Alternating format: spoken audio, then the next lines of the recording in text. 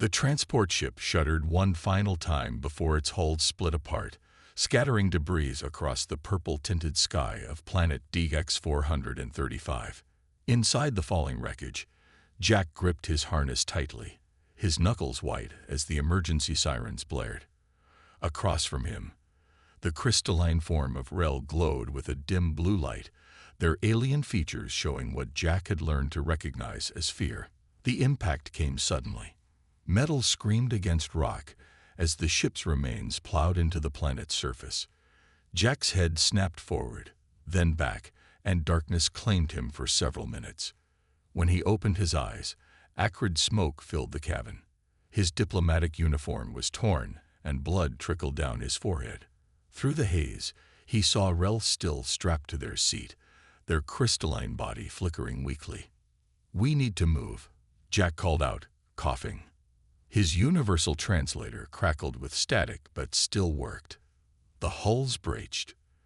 "This atmosphere will kill us both." Rel's translator sparked as they responded. "My locomotion systems are damaged." The crash. They didn't finish the sentence as a piece of the ceiling crashed down between them. Jack didn't hesitate. Despite years of tension between humans and Meridians, survival trumped politics. He unstrapped himself, stumbled across the tilted floor, and helped free the alien scientist. Rel's crystalline body was surprisingly light, their surface cool to the touch. Together, they made their way to the emergency storage compartment. Only 2 environmental suits remained intact, one human-sized, one Meridian. But both were damaged. Jack's suit had a cracked faceplate, while Rel's thermal regulator was smashed. Outside, the planet's twin suns cast an eerie light through the toxic clouds.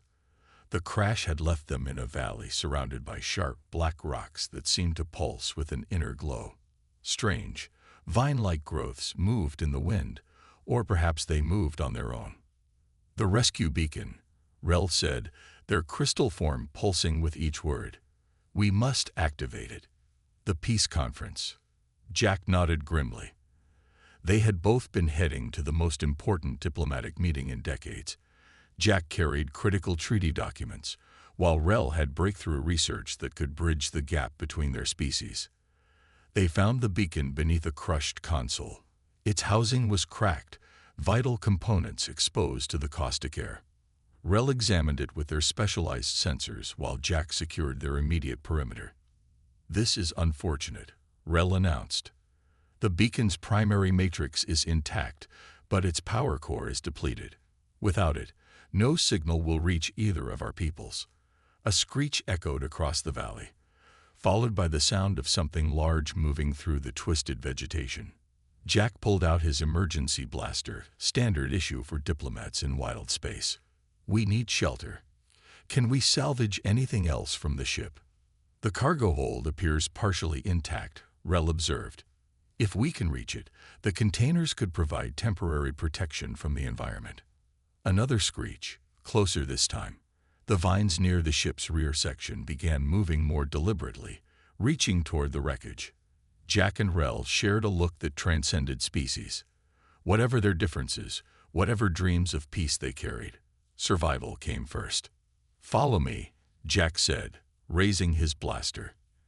"And watch the vines. Something tells me this planet's been lonely for a long time." Together, human and alien began their first tentative steps toward cooperation, unaware that their greatest challenges and sacrifices still lay ahead. The cargo hold became their shelter, but survival demanded more than mere walls. Jack checked their supplies while Rel analyzed the planet's atmospheric readings. The toxic air outside whistled through small cracks, a constant reminder of their fragile situation. "Our species have different needs," Rel stated, their crystalline body dimming slightly. "I require temperatures below freezing to maintain my structure. You need warmth to survive." Jack wiped sweat from his forehead. "Then we'll have to get creative." His military training before becoming a diplomat kicked in. He began sorting through the wreckage, pulling out anything useful. Emergency rations, water purifiers, and damaged electronics piled up quickly. The first challenge came at nightfall. The temperature plummeted so rapidly that frost formed inside their shelter. While Rel brightened with renewed energy, Jack's teeth chattered violently. The human fumbled with cold-numbed fingers to activate their last working heater. "Take my oxygen converter," Rel suddenly offered, extending a crystalline appendage. "It generates heat as a byproduct. Not much, but enough to keep you alive." Jack hesitated. "Don't you need it? I can process this atmosphere more efficiently than you. My filters will last longer." A distant roar interrupted their exchange. Through gaps in their makeshift shelter, they watched massive shapes move across the valley. The predatory vines they'd noticed earlier retreated into the ground, suggesting something even more dangerous was abroad. Working together, they reinforced their shelter using Jack's knowledge of defensive positions and Rel's understanding of structural engineering. The alien's crystalline body proved surprisingly useful, able to reflect light into dark corners and detect vibrations from approaching threats. During the work, Jack noticed Rel struggling with simple movements. The crash had damaged more than just their locomotion systems. Without saying anything, he modified their shared space to require less movement from his alien companion. Their first meal together was awkward. Jack needed his protein packs heated, while Rel absorbed mineral solutions at freezing temperatures. They sat at opposite ends of the cargo hold, separated by necessity, but united in purpose. "Tell me about your military service," Rel said suddenly, their translator adding subtle harmonics to their words. "Your actions showed training beyond diplomatic corps standards." Jack smiled grimly. 8 years in the Earth Defense Force. Saw enough fighting to know war isn't the answer. That's why this peace conference matters so much. Indeed, my research. Rel paused as their crystal structure flickered. My research could have shown both our species how much we need each other. The complementary nature of our biology isn't a weakness. It's an opportunity. A violent tremor shook their shelter. Both of them moved instinctively to protect their most critical supplies. When the shaking stopped, they found themselves working side by side, neither having hesitated to help the other. "We need to check the rescue beacon again tomorrow," Jack said, steadying a falling container. "Maybe we can salvage parts from the ship's other systems." Rel's color shifted to a deeper blue. "Agreed. But first, we should understand why this planet experiences such tremors. They seem unnatural." Looking at their dwindling supplies and damaged equipment, both knew their chances were slim. But as night fell again, bringing its extreme cold, they had already begun moving their sleeping areas closer together, sharing what little heat and comfort they could offer each other. The third day brought an unexpected discovery. While searching through the ship's damaged database, Jack found Rel's research files. The complex diagrams showed how meridian crystal structures could enhance human technology, while human biological processes could help meridians survive in warmer environments. "This research," Jack said, looking at Rel with new respect, "it could revolutionize both our societies." Rel's surface rippled with emotion. "Yes. Years of work studying the biological and physical bonds between our species. The peace conference was to be my moment to share it." Their glow dimmed. Now it sits here, useless on a deadly planet. A strange sound echoed through their shelter, like singing metal. Both fell silent, listening intently. The sound grew closer, and the ground beneath them vibrated in harmony. "The tremors," Rel whispered. "They're not natural. Something's creating them." Jack pulled out his scanner. "Sound waves. Whatever's out there is using sound to hunt." He remembered his survival training. Like Earth's dolphins, but through ground vibrations. They watched through a crack as a massive creature emerged from behind the black rocks. It looked like a cross between a mole and a whale, its skin covered in metallic scales that resonated with each movement. "Fascinating," Rel said, their scientists' curiosity overwhelming their fear. "The creature uses sonic waves to flush out prey. The moving vines we saw, they were running from these hunters." Jack shared his own knowledge. "During the war, I saw similar tactics. We can use this. If they hunt by sound. He pulled out some damaged electronics. We might be able to create a sonic deterrent. Working together, they combined Jack's practical experience with Rel's scientific knowledge. Hours passed as they built a makeshift sonic shield, their previous mistrust forgotten in the focus of survival. "Your species isn't what I expected," Rel admitted while calibrating the device. "Our propaganda portrayed humans as aggressive, unreasonable." Jack laughed softly. "We thought Meridians were cold, unfeeling. Guess we were both wrong." He paused, remembering the peace treaty documents lost in the crash. "My proposal at the conference was about cultural exchange programs, getting our people to meet, to really understand each other. Like we're doing now." Rel's crystals pulsed with gentle light. Their conversation was interrupted by another tremor, stronger than before. The sonic deterrent activated, sending out counter-frequencies. Outside, they heard the hunting creatures retreat, their metallic songs fading into distance. But their victory was short-lived. The power cell they'd used was drained, and the rescue beacon still lay broken. Both knew their survival options were running out. "There might be a way," Rel said slowly, examining their scanner. "The mineral we need for the beacon. I'm detecting traces of it to the south. In a valley." Jack checked his own readings and frowned. "That's where the sound hunters are coming from." They looked at each other, understanding the choice that lay before them. Stay here and wait for death, or risk everything for a chance at survival. And maybe something more. "If we make it," Jack said, "your research and my treaty. Together, they could change everything." Rel glowed brighter. "Then we better make it." One environmental suit. That was all they had left that still worked properly. Jack held the damaged suit in his hands, looking at the cracked faceplate and torn fabric. Between the extreme temperatures and toxic atmosphere, wearing it was their only chance of reaching the mineral deposits in the southern valley. "You should take it," Rel and Jack said simultaneously, then stared at each other in surprise. "Your crystalline structure is already damaged," Jack argued. "The temperature swings during the journey could shatter you." Rel's color shifted to a deep blue. "And the toxic atmosphere will kill you in minutes without protection. You're an accomplished diplomat." "The peace treaty.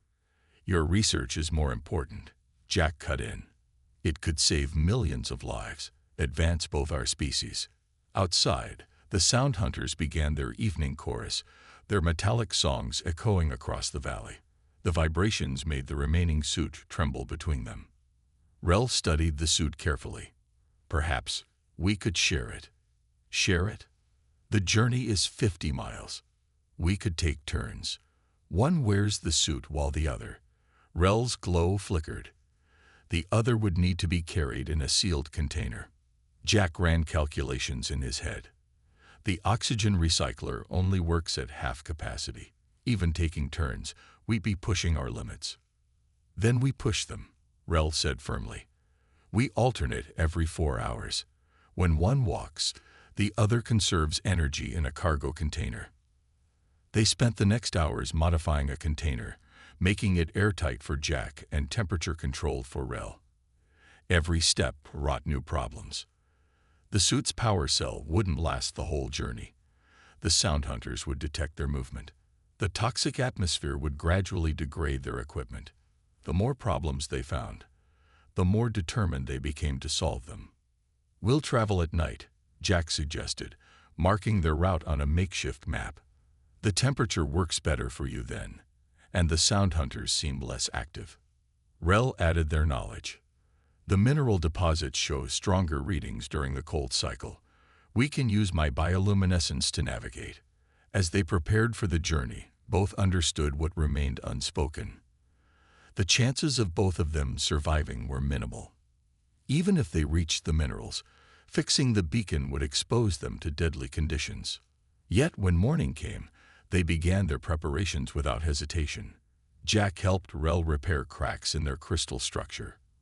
Rel adjusted the suit's systems to work more efficiently with human biology. "Ready?" Jack asked, sealing the cargo container. Rel's glow pulsed steadily. "Ready." "And Jack, Thank you for proving my research correct. Our species are stronger together. The Sound Hunters sang their deadly songs as the unlikely pair began their desperate journey, each willing to die so the other might live, neither willing to leave the other behind. The first miles were the hardest. Jack struggled to maintain his balance in the damaged suit while carrying Rel's container across the uneven terrain. The toxic wind howled around them. And somewhere in the darkness, the Sound Hunters sang their eerie songs. 2 degrees west, Rel's voice crackled through the container's comm system. Their crystalline glow provided just enough light to navigate the treacherous ground. The vibrations are stronger that way. 4 hours passed like centuries. When it was time to switch, Jack's hands shook as he sealed himself into the container. Through its small window, he watched Rel emerge, their crystal body glowing brighter in the cold night air. "Rest," Rel said, lifting the container carefully. "I'll wake you if there's trouble." But trouble found them anyway. Halfway through Rel's shift, a Sound Hunter emerged from behind a rock formation. Its metallic scales gleamed in Rel's bioluminescence. The creature was larger up close, its massive form rippling with sonic energy. Rel froze. Inside the container, Jack held his breath. The Sound Hunter turned its eyeless head toward them, sensing their vibrations. Then Rel did something unexpected. They adjusted their crystal structure to resonate at the same frequency as the creature's songs. The Sound Hunter paused, confused by the matching vibrations. For a tense moment, predator and prey stood in a sonic standoff. The creature eventually moved away, but their relief was short-lived. The effort had worsened the cracks in Rel's structure. "I'm fine," Rel insisted when Jack emerged for his shift. But the dimming of their glow told a different story. They continued through the night, trading places every 4 hours. Each switch became more dangerous as their equipment deteriorated. The suit's power cell weakened. The container's seals started failing. Both of them pretended not to notice when the other checked their vital signs during rest periods. Near dawn, Jack's suit finally gave out. The faceplate cracked completely during a particularly difficult climb.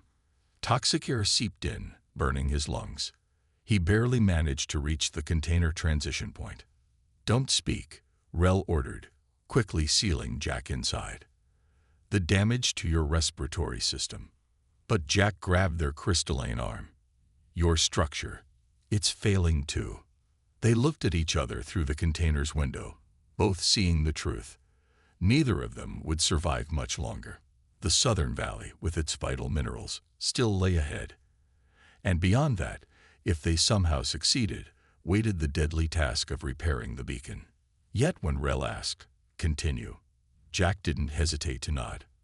They had come too far, sacrificed too much, to turn back now. The southern valley was a graveyard of Sound Hunters. Massive skeletal remains jutted from the toxic soil, their metallic scales still gleaming. But it wasn't the dead ones they needed to worry about. "The mineral deposits are strongest near that cave entrance," Rel said, their voice barely a whisper. The container holding Jack rattled as 3 living Sound Hunters circled below their hiding spot. The creatures were protecting their nesting ground. The minerals they needed had been used by generations of Sound Hunters to amplify their sonic abilities. Getting to them meant going through the most dangerous predators on the planet. "The black box," Jack said suddenly.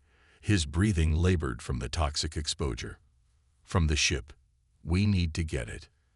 Rel's glow flickered with confusion. "The black box. Why?" "Our knowledge. Your research. My treaty. Even if we don't make it, others should know what we learned. How we worked together." Understanding brightened Rel's crystals. They had both seen how their forced cooperation had proved every theory, every hope about their species' compatibility.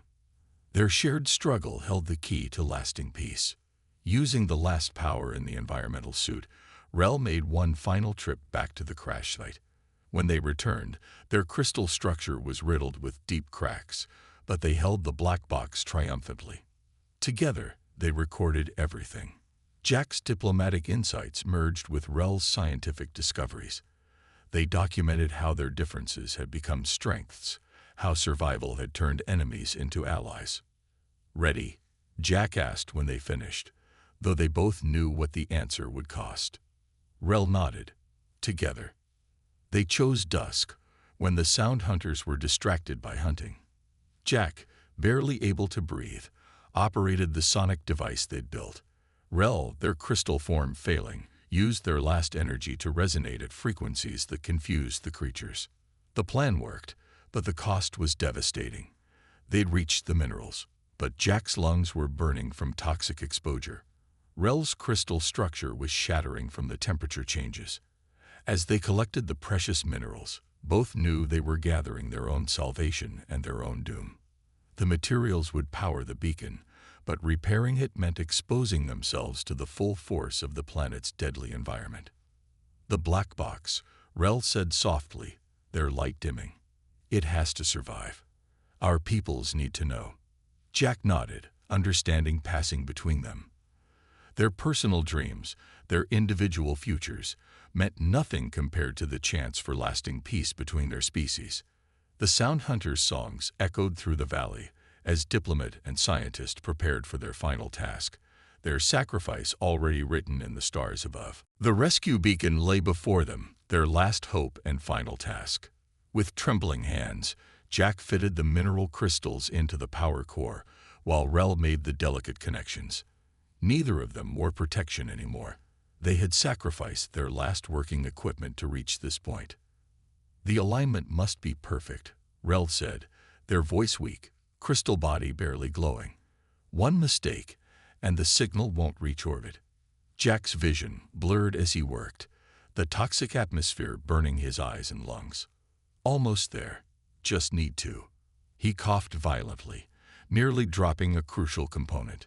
Rel caught it with a crystalline hand that was already cracking apart. Together, like everything else. Their final task became a dance of dying partners. When Jack's hands shook too much, Rel steadied them. When Rel's crystal structure threatened to shatter, Jack held the pieces together. Neither spoke about the obvious, that only one of them needed to survive long enough to activate the beacon. "Your people will come first," Jack wheezed, his lungs failing. "The Meridian outpost is closer." Rel's glow pulsed weakly. "Then you must survive. My structure is too damaged already." "No." Jack gripped Rel's crystalline hand. "We finish together." The Sound Hunters gathered around them, drawn by the beacon's energy, but no longer attacking. Perhaps they sensed the end approaching. Their metallic songs became almost mournful. With their last strength, they activated the beacon. Its signal pierced the toxic clouds above, carrying hope for both their species. The black box lay secured nearby, containing everything they had learned, everything they had become. "It's done," Rel whispered, their crystal forms starting to fragment. Jack slumped against the beacon, each breath a battle. "Think they'll understand what we discovered here?" "They'll have to." Rel's light flickered. "We proved it's possible." As their strength faded, they watched the twin suns rise one last time. Human and Meridian, no longer separated by differences, but united in their final sacrifice. 3 days later, the rescue ships arrived. They found the beacon still signaling, the black box intact, and 2 bodies side by side. One human, one Meridian, hands clasped together in death as they had been in life. The data they recovered changed everything. Rel's research, combined with Jack's diplomatic insights and their shared experience, became the foundation for a new era of cooperation. The deadly planet where they died became a memorial, a reminder that the greatest achievements often come at the highest cost. In the years that followed, when humans and Meridians worked together in joint colonies and shared laboratories, they would sometimes look to the stars and remember the diplomat and scientist who gave up their dreams so others might live them. And on that deadly planet, the Sound Hunters still sing their songs, though some say their melodies changed after witnessing the sacrifice of 2 beings who proved that differences need not lead to division, that understanding can bloom in the harshest soil, and that the greatest peace often begins with a simple choice to work together.